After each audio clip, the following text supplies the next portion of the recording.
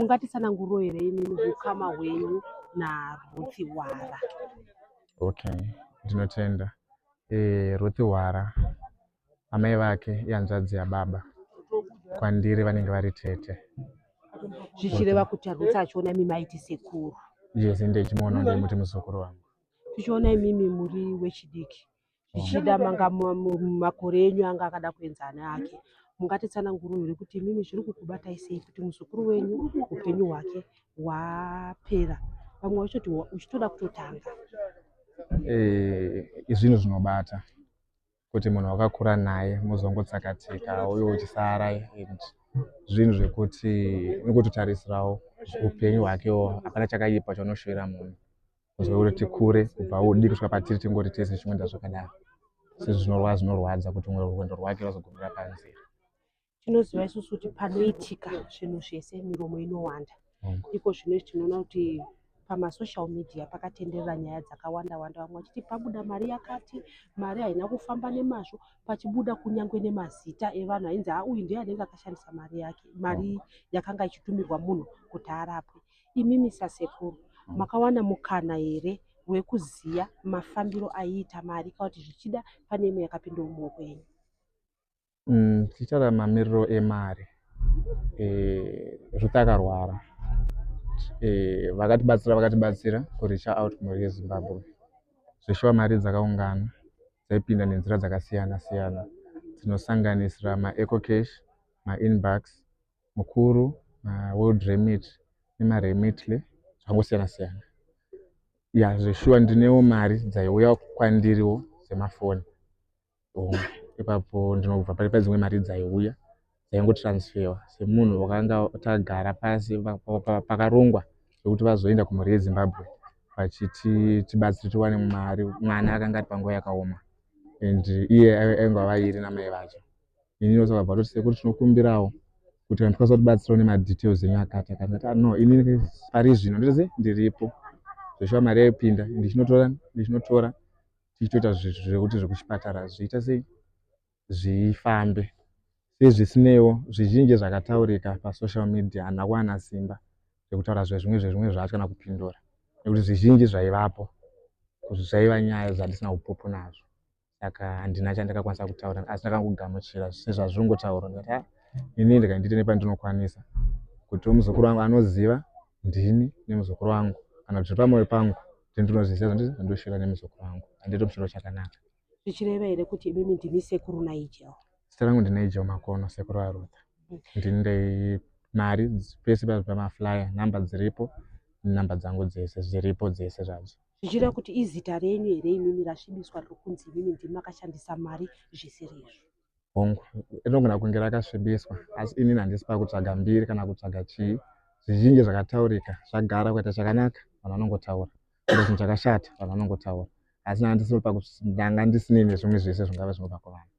Ndaingotedzerawo ndichingovavarirawo kuti muzukuru nepandinokwanisa ndinge tiri pamwe chete tichibatsirana pandinenge ndiripo. Zvichida vanhu vakateerera vanoda kuziva kuti urwere hwaRuth airapika sei, nekuti vanhu pamwe vaifunga kuti ainge akangomirira kuti achangotorwa achienda kuIndia, asi imimi munoziva zvaiitika muupenyu hwake zuva nezuva, kwaaienda, marapirwo aiitwa. Zvichida ndokwaibudazve dzimwe mari dzichienda ikoko. Ndinotenda, ndizvo chaizvo. Ruth akarwara, atakaita makore achirwara dzinenge 2 years asati awana rubatsiro. I think early April ndo patakadairwawo nemhuri yeZimbabwe. I think ini mari yandakawana between 3 and 4 April, ndo mazuva ndisiri kukanganisa chichazodzoka kumastatements angu chino mari dzaipinda sei. Zveshuwa mari dzakauya, tatowanawo mari, ndo mari dzataishandisa kurapisa Ruth. Patingaenda kumhuri yeZimbabwe tichikumbira mari, tanga takumbira neshoko rekuti Ruth aitwe kidney transplant. So nekuda isusu panguva yezvazvakataurwa takazva zvekuzoudzwa kuti zviro zvakataurwa kuchipatara kwaRuth, isu tabva ngotora shoko sezvariri. Saka sevanhu vekutiwo mari panga pasina, taingoitawo zvimwe zviya. Pamari dzatakawana dzakatanga kuuya dzacho dzemazuva aya, ndo patakatanga kutofambirawo nyaya dzekuti arapwe. Vachibva vaanzi aitwe matest anofanira kuti aitwe, achibva maekwe kana sukanga zvemazita zvimwe zvainogona kukanganisa mukutaura. Achibva matests akaitwa pachibva panzi Ruth yezvetransplant zvekidney ndo yakichanisa chirwere chake, asi zvataona pari zvino mwoyo wake usisina kuita zvakanaka, handisi kukanganisa kuti mwoyo wake usina kuita zvakanaka kuzwa pa22. Saka inyaya yekuti isusu ruzivo nezvekuendesa vanhu kuIndia tinenge tisina tiri kuti mashure kana zviremba chitunda anotoudza kuti apa itai so apa itai so. Dhokuta akachibva ati Ruth mwoyo wake utori below zvinotarisirwa na minimum yacho itori below zvinotarisirwa zvacho. Saka sezvisinei dhokuta akabva ati no Ruth toda kuti aimprove achinjirwe schedule yake yemadialysis at least akaita 3 sessions per week kuti zvikasike zvamene zvazvinoita mukati. Akaita 3 sessions per week achitorawo mapirisi ainzi anotengerwa every week kunzi aita sei ange achishandisa.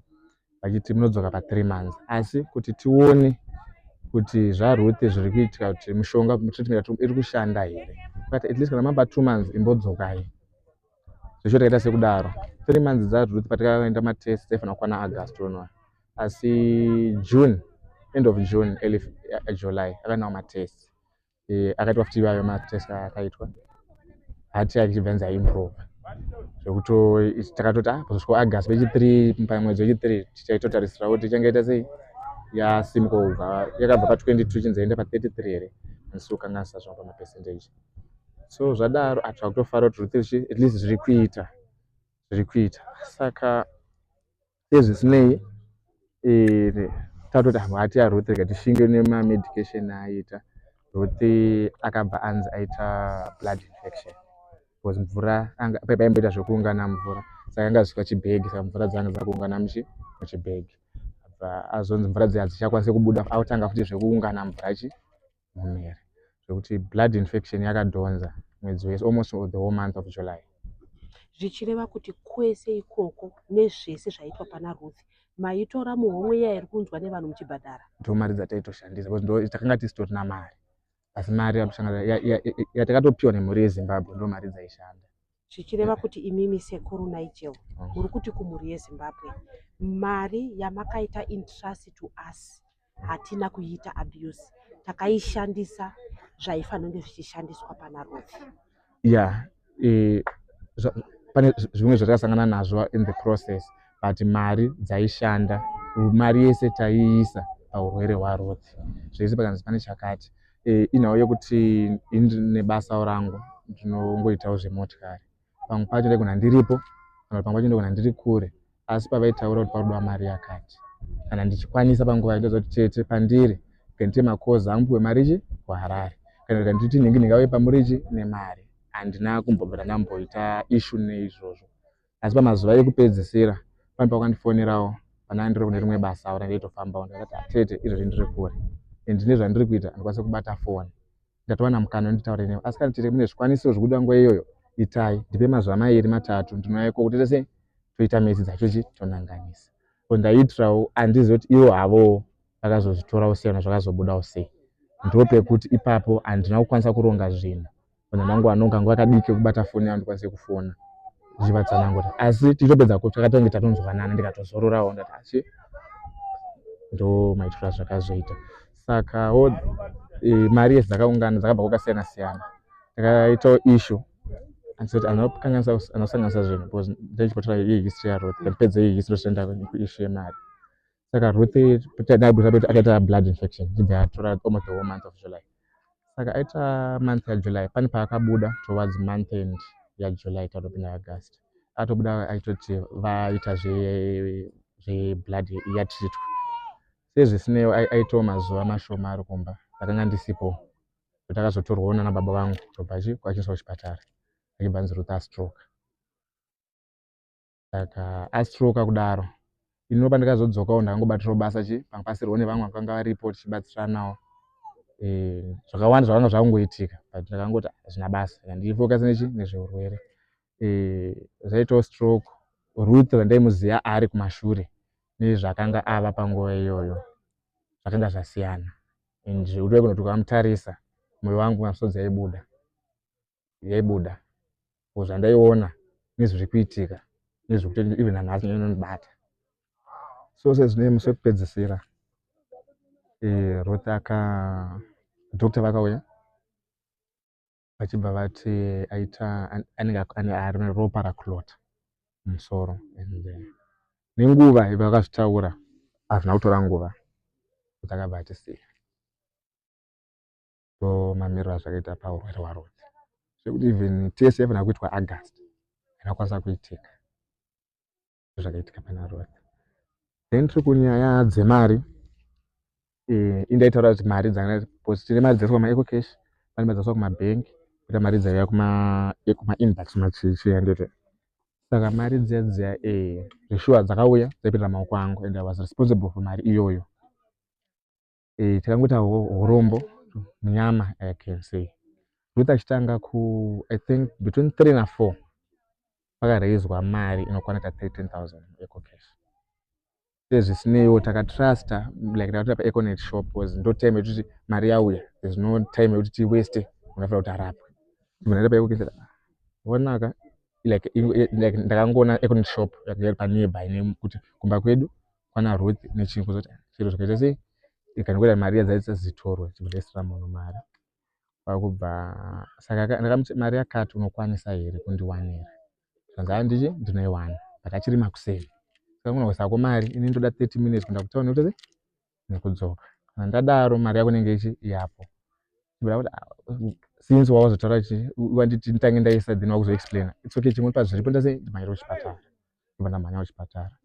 Chibva ndati munhu I think ndakaita matransaction 3 musi iwoyo. Yabuda 13,000. The first was 6,000. Ine mabreakdowns ayo ndona kuvhiringidzika kana kumixa zvinhu. But zvese zviripo. Saka after that nekuda kuti pamwe pacho taipedza late kuchipatara wangu and unenge watrust and uri musituation and watrust kuti Econet shop and zvinhu zvese zvinogona zvakaita sei zvakajeka usingatarisire kuti unosangana zvakasangana nazvo. Munhu akatanga kupa excuses and even to open that case zvakanetsa. Pastation ndakabvunza vanoti parwadzara sekwa vakatora nguva vachinzi nyaya yako isivo enda kurunare. Saka yakatora nguva ichidhiregwa pende kuti inini ndakatoendawo kumaofisa ndakaenda ndiri nyaya yakati kuramba kuvhura ndizive kuti ndizvo here kana zvakafana like unoendawo station imwe wotora nyaya yako onzwa kuti vanovhura kuti uchangodzwa December. Nzaa nyaya yako ikai vatora machagisa vakaita sei vakachaisanza vachibva vati istation ipi tipe nhamba dzemaofisa inchaji ndikavapa vachibva vafona vachitresa maofisa nyaya yakati yakambosvika ofisa umwe wekutanga akavapa chokwadi saka nyaya yakati akatomboenzwa asi munhu takaisira maoko anhu azoto akaita sei vachibva vafonerana ndobva mavharo akazoitwa kesi zvototi pakazoenda kukoti ndakanyanya hangu ndisipo ndandabuda nebasa saka vekoti havinanzi vane vemedia here ndo vakazopublisha nyaya. Yes, nyaya ye13,000. Yes, it's true. Ye13,000. Hapana kana senti yakarikavwa pa13,000. Pa13,000 mari yakabuda 1.1 and 1.1 haina kuuya kamwe chete, yakauya in 3 batches zvizokanganisa. Kuchipatara kwamaienda imimi vakanga vasina here facility yekuti maikwanisa kunge maibhadhara neEcocash zvekuti you needed cash. Ndisingazozivi zvangu because mabusiness anoranwa zvakasiyana. Kubvunza ndaibvunza patonzi tinoda cash. Saka zvava zvinhu zvokuti pamwe pacho zvokuti Ruth paakanga kuti azviteke pesa abuda $100 pabuda mari dzakati rebei. Iko zvino munhu uyu akaita kuti mari itsakatike ari kupi ari mukati here nyaya yacho yakazofamba zvaitika nyaya iyi manzwiro andakaita senyaya yandikasira kumapurisa ndakazomona uchinzi akanzi abhadhire bail $100 then koti inoteerera kumusi wa 25-26 September ndo manzwiro andakada kuzviita nevari kuita nyaya yacho. Iye munhu yari kuramba mhosva yekuti imimi hamuna kumupa kuita transaction. Iyewo anewo side rakewo rakuita sei raari kuita asiwo sezvinhu zvekuti zviri kuitika ende uri musi like zvinhu zvatoitika munhu anofanira kumira neside rake wachimirawo neside rake. Ini handikwanisi kuti asi ini chokwadi chandinoziva ndo chandinozama andina ndaitochero iye mameseji mufoni mangu ndaitomuza kuti onaka hausi kuomesera inini nditone mwana chero raita hauna kana mari yacho right chimboita zvondikwanisa kubatsirika pane mwana ndokuti we ended up tautoti end yanga nyaya yekuti pazvakaitika handina kukwanisa kuudza mhuri yeZimbabwe pazvakaitika nekuti I knew this situation inoita sei inotisvitsa like zvakanga zvakuitika ende watai to handle sezvazviri nekuti kana zveuku zvikanonoka either way kumabasa kwanguwo ndichazongozamawo nepanese ndichiita ndichiti mari yemwana ita inge iri panzvimbo. Saka sezvo pane mari dzakaiswa mukuru kumabhengi ndo mari dzakaenda rose ndakutongoti withdraw itoti hatiitwa kadai tichese mari ichitongotorwa itai so tichitoita zvichiita sezvichitofamba. Iko zvinezvi mhuri yeZimbabwe pasocial media pane mafigures akutaurwa nevanhu kunzi mari iyi yakasvika yakadai. Imimi semunhu ane mari dzaisvikira mumaoko enyu mungatitsanangurire kuti imi mumaoko menyu mari dzakutaurwa nevanhu dzadidzo dzandakaona mumaoko angu makapinda mari yakadai. Ngoti zvekusiyana sorry ndiri pamboita muchindibatsirawo pasocial media pakataurwa mari dzakawanda handizozivi zvangu kuti ndoda kuti ndinyatsojekesa pane figure ipi ine 13,000 ndinonyatsoiziva iyoyo handizoziva yangu kuti pakutaurwa dzimwe dzakamirawo sei kana ndichidzizivawo ndoti iyi ndinoiziva noti figure yandiizive. Iko zvino zvinotaurwa kuti mari dzakasvika kuma 80,000 100,000 imimi semunhu ane mari dzaisvikira mumaoko menyu ini nangu mari dzakasvikira mumaoko mangu mafigures aitaurwa pasocial media sandiwo yaiva mari zvinhu zvekuti kucheka ndakasununguka kuti makanditendera pasiri apo sekuti izvezvi kuti nyaya dzemari dziri sensitive and pamwe pacho ndine mabasa avanopindawo mari maaccounts iwangu andaishandisa saka dai zvaibvira mukanditenderawo mundiudza na musi wekuuya kuti kana kuti enda apa kana pari pako nzi kumapurisa uya musi wakati nezvinhu zvako zvakati zvekubva mwedzi wakati kusvika mwedzi wakati ndinouya ndongoisawo kune vantu vanonanganisa ndosiya mapepa angu voona zvandese zvavanoona vochinanganisa zvekutaurwawo nezvandakabata zviri kuenderana here asi inini ndichivimba nemari dzandaiona hangu dzichipinda mafiga ema 80,000 100,000 maoko mangu kana maakaunti mangu handina kusvika ikoko. Asi makasvika kumuita zvamungangofungira kuti pamwe yakasvika kana zvekufungidzira kana ndosaka ndataura zvangu kuti zvekufungidzira handisi kuda ndosaka ndati kana mukachinitendera ndinogona kuzoti kana paine kwandinogona kuenda ndoti mastatement angu kana kuti sunungukai ndiudze mastatement kudai kubva musi kusvika musi I'm okay nazvo ndoprezera then voita mezi dzavo tochiona kuti zvekutaurwa nezvandinazvo nazvo zvakapindawo mumaoko mangu zviri kuenderana because mukutaura ndogona kupoza chekata dollar unonzi watoba dollar ita nyaya hombe saka tiri kuti nyaya dzemari idzi sezvamambotaura mukati ekokeshi kwakapinda mamwe maremiti akasiyana aipinda ari muzita menyu imimi mega ndimi maakaunti ekupa mari idzi ndimi hamuna umwe here wemhuri wamaishanda naye kuti maionesana pazvino tichitarisa mari yakawanda kudaro zvechokwadi zvamuri kutotaura kuti inogona kunetsa kunge muri munoitsanangura muri mega hamuna here umwe wamaishanda naye zvaitika ndisingada hangu kutaura zvinhu zvakashata kana zvinopesanisa kana zvinodii zvinhu zvekuti patakatoronga zvinhu handawo zvironga ndiri ndega tikatozvironga zvoti mari dzoiswa kuakaunti kwangu takazvironga tina even inini nana Tete nevamwewo vanochimbotsvaga toite kuuse it nevechichichi tatakangobatana ndo wakatova neidea inini chakashandiswa maaccounts ndazvimbozima maaccounts emwana because ivo vakati no since imi muri munhu wepatukumbiro maaccounts eni tishandise ndo mayotakazvachi saka ndezvekuti vamwe ukama and ininiwo neurwere hwaRuth nemunhu wandakakura naye zvanga zviri zvinhu zvekutoti veukama yes vanenge varipo but vangona kurambira kuti ai ndatizvikwanisa but weiswa hatibatiriri kana zvinhu mhosva dzekutadzana tinopa kuyananisa vandose ndokwanisa kuti no matter chero vanoti siyana nazvo chichazokunetsa papaibuda mashoko ekuti agona kudemotivate ndakangoti inini rega ndibatsire muzokona kune pandinokwanisa zvinozouyawo and ive kuita chakanaka zvinhu zvotagara ndakatozviudza kuti nyaya idzi either way kana umwe musi tichasvika patiri nhasi. Okay. Uyu munhu wekokeshi makazokwanisa kuita transaction naizvo kwanga sotoziyana nawo but yanga ingori panhu pandaipfuura mazuva ese and pato pakati sort of complex katinoti chicken pump area yacho pane safe station poita maofisi echicken in ekazini poita ekune shop iripo isaziya saka zvizvo kuti ndakatongo trust kuti vanhu itowana mana setup yakadai so and zvinhu zvirichi legit then mabva mati iyaniswa story yake of course muvisi loereseke story yacho inini handikwanisi kutaura zvinhu zvekuudzwa namuzvazvo. ini chandinoziva kuzosvika patakazosvika nyaya dzacho dzakaindudzana dzakuwanda dzakunyepa zvazvo ndiende kumapurisa. Pamwe dai tine kuziyana nakuwirirana tegona kutaura zvekuti tiite zvekuti vanhu tisasvike kumapurisa pasi munhu anenge atobirwako and imari dzekuti dzinoda explanation mangwana zvinonetsa. Saka tongoti you are confirming tingotaurira hedu for the sake of the public vaiunganidza mari clarity. Yes. You are confirming kuti pane over $10,000 inogona kudaro iri yamakavharwa neveecocation. Ndizvo chaizvo. Kutaura kwatiri kuita nyaya yekuti Ruth akanga asisingori mwana wenyu chete, akazopedzisira mwana weZimbabwe nekuti munhu aiti akanzwa nyaya yaRuth oti ini ndine $, rega ndiise 5 cents yandinayo kuti Ruth abatsirikane.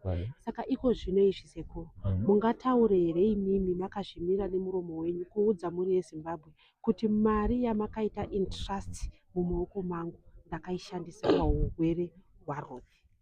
Shoko ndinotenda nezvemashoko amataura ndizvozvo amataura zvakajeka, ndina chekuwedzera ende handina humwe urongwa hwandaishandisa mari yaRuth nakuita zvimwe zvinhu nayo asi ndaitonda ndozvandikwanisa kutaura. Makakura naRuth muri almost like same age.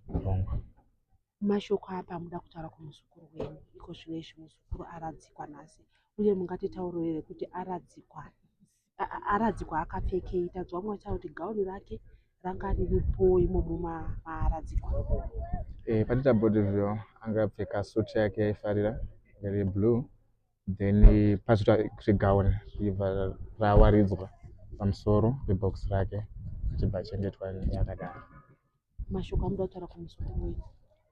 Inyaya yekuti mashoko ekutotaura chaiwo chaiwo handina kutoti handina zvekutaura nekutobatikana handina ndotangira papi ende zvese zvaiitika ndakazama nepandaikwanisa kuti no matter the situation ndichamira naye chero nhasi ndikanzi ndabanda mbavha ndadii I was okay with it but I know kuti inini zvese zvichendikanzi zvakati ndinogona kuprovozva ndichikwanisira zvizhinji hangu kuti zvinhu zvekuti unopererwa asi hazvoti even kusatyana kuti unopererwa unoshaya kuti utangira papi and zvese zvemuRezibe zvakaitika ndina basa nazvo but ndotobatikana neupenyu hwemuzukuru wangu kuti azotitangira sandizvo zvataishowera and kana zvakuzobatanidzwa nevamwewo vanenge vasiri mubhutsu dzacho zvinobuda nepakasiyana asi chido chekutoti dai nhasi dai Mwari aitendera pamwe dai paasvika nhasi tisiri patiri tichitozamba pamwe nhasi titori kuchipatara toenda ABCD toita zvokuti aende. Ruth ashaika ane makore mangani? Ruth 25, 26. Ruth ndi 198. Mashoko amuda kutaura kumhuri yeZimbabwe nekuti sezvataona panapa zvinhu zvaisvikira muoko menyu zvichira kuti makaona udzamu nerudo rwakaratidzwa nemhuri yeZimbabwe. Mhuri yeZimbabwe rudo hwayo tinotenda nekuti tiri tega taizvigona ende hatishori asi zvinhu zvekuti zvizhinji zvakazobuda mukufungirana nemukutaura asi ndinotenda nekutsigira kwamakaita kubva Ruth kubva musi vakakumbira mari kuti vakati vakazwawo chichemo chedu vakaita sekudaro tinogona zvedu tichidawo zvihombe kwatiri asi hataida kupfuma nemwana matambudziko edu zvamakatoona zvezve ndozvachitori kumhuri kwedu pakutanga hapasi kuti taidawo zoti tivake imba tikudze mabhizinesi nemari yemurwere chero Mwari hatikomboreri pedzezvo zvese zvevanhu vanonamata hatina mwoyo weutsinye wekuti tingaitire mwana wemumba utsinye hwakadaro sandizvo endo ndotodzwira tsitsi kuti kamwana kangu kaita badazvo